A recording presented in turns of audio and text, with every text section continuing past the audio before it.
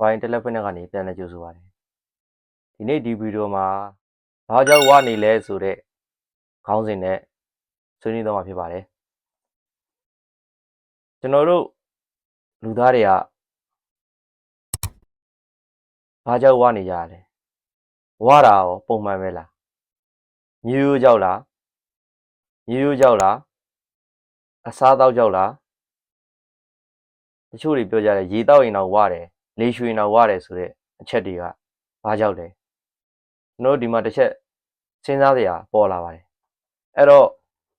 ဘာကြောင့်ဝနေလဲဆိုတဲ့အကြောင်းကိုကျွန်တော်ဒီနေ့ဒီဗီဒီယိုမှာဆွေးနွေးတော့မှာဖြစ်ပါတယ်။စားသုံးနေတဲ့အစာအုပ်စု၃မျိုးရှိပါတယ်။စာအုပ်စု၃မျိုးရှိပါတယ်။ protein,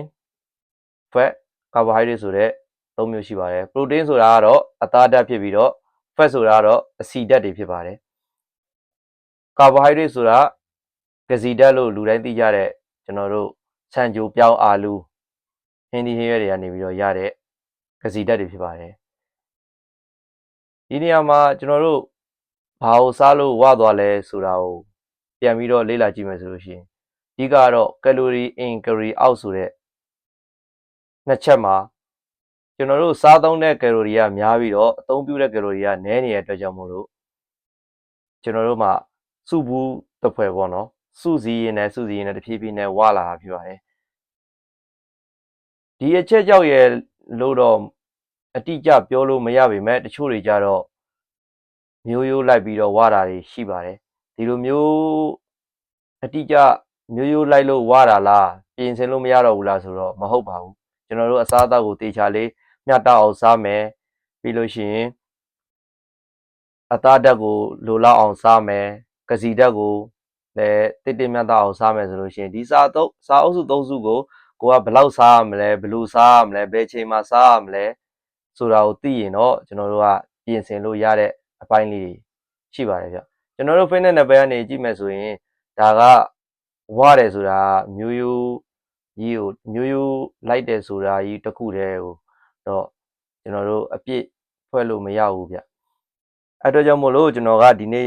ဒီဗီဒီယိုမှာပေါ့နော် fat ဆိုတဲ့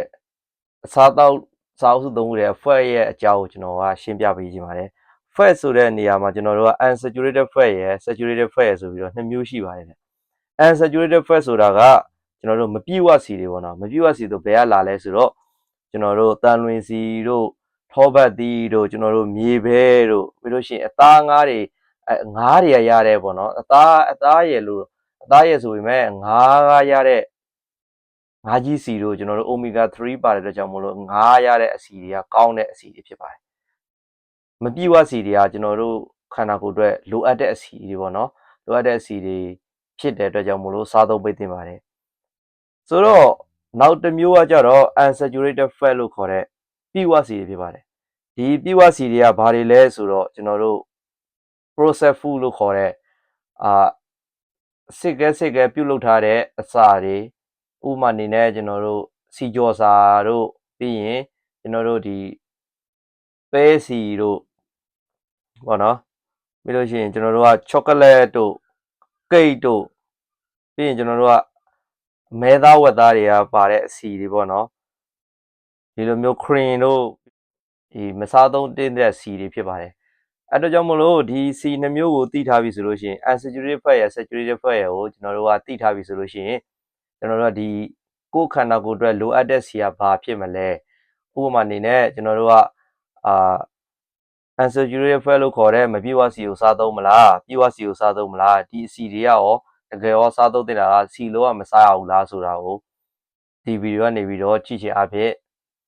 မိတ်ဆွေတို့အနေနဲ့သိပါမှာဖြစ်ပါတယ်ကျွန်တော်တို့ကဒီစီတွေကိုစားသုံးတဲ့နေရာမှာတေချာလေး view ဆိုင်ပြီးတော့စားသုံးပေးဖို့လိုအပ်ပါတယ်ဒီဗီဒီယိုကိုဆုံးဖြတ်ကြည့်ပေးတဲ့အတွက်ကျေးဇူးအများကြီးတင်ပါတယ်ကျွန်တော်ကတော့ Y Intellect Fitness Channel ရဲ့ founder ရဲရဲဖြစ်ပါတယ်လက်ရှိမှာတော့ဂျပန်မှာနေထိုင်ပြီးတော့ freelance trainer တယောက်အနေနဲ့တမင်မကြောင့်ပြုနေတဲ့ရဲရင်ဖြစ်ပါတယ်ကျွန်တော် YouTube channel လေးကို subscribe မလုပ်ရသေးဘူးဆိုလို့ရှိရင် subscribe လုပ်ပေးပြီးတော့ဘေးကခေါင်းလောင်းလေးကိုလည်းနှိပ်တော့ပေးဖို့အတွက်မမေ့ပါနဲ့အောင်အကျိုးရှိမယ်ဆိုလို့ရှိရင်အောက်မှာ yes လို့မှတ်ပေးခဲ့ပါဦးနေကောင်းကြမှာကြပါစေ